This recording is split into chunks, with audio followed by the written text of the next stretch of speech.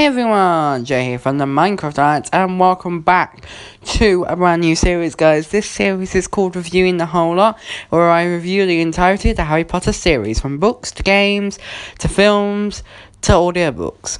So let's go ahead and get started with the first episode. I'm going to go ahead and start with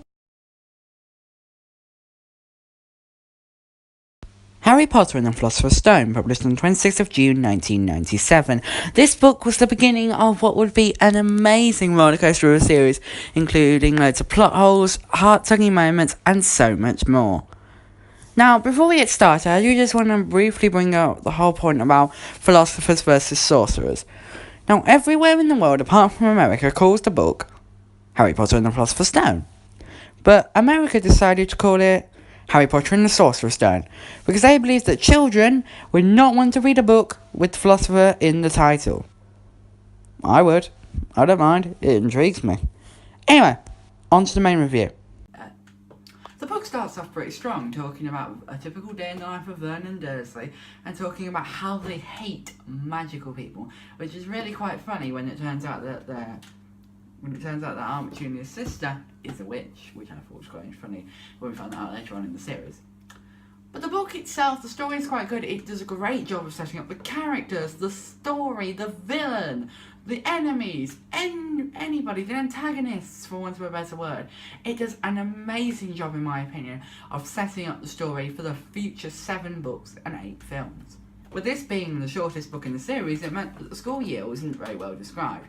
But, to be honest, this book was more about the adventure, setting everything up, and I thought they did a really good job. I should say J.K. Rowling. Rowling, I should say, because that's apparently how you're supposed to say it now. They did a really good job. So, all in all, I'd say the book is pretty good.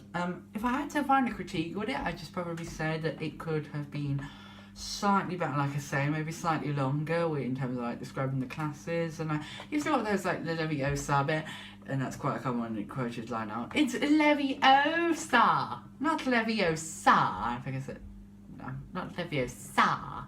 She's a nightmare, Hermione. No wonder she doesn't have any friends. That's probably one of my favourite bits from the film. Oh, and just generally, it's a really the book, I should say. It's really good. But yeah. Oh, by the way, I should point this out. If you haven't read the books, seen the films, or anything, go and read them now! Because you really should, because they're really good. Anyway, now I should probably explain.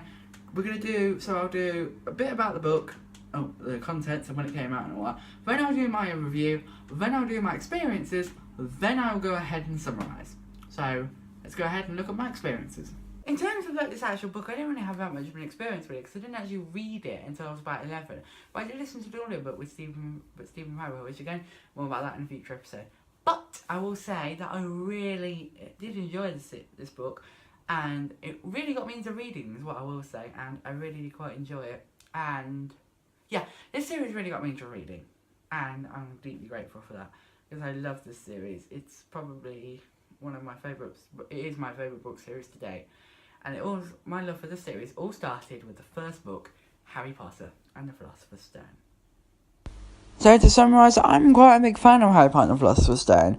I think it does an amazing job of setting up the series, with including all the antagonists, the protagonists, and etc., as well as the story, the morals, and just generally all the history and everything. It just does a really good job. Even though it's the smallest book in the series, it does an amazing job, and probably gives the most information in the series, which I personally think is quite amazing, to think that the shortest book in the series and get the most information. Anyway, guys, that has been my review of Harry Potter and the Philosopher's Stone, the book. Thank you for watching, and I will see you all in the next video, guys. And remember, you're awesome. See you guys in the next video. And thanks for watching the first episode of Reviewing the Whole Lot.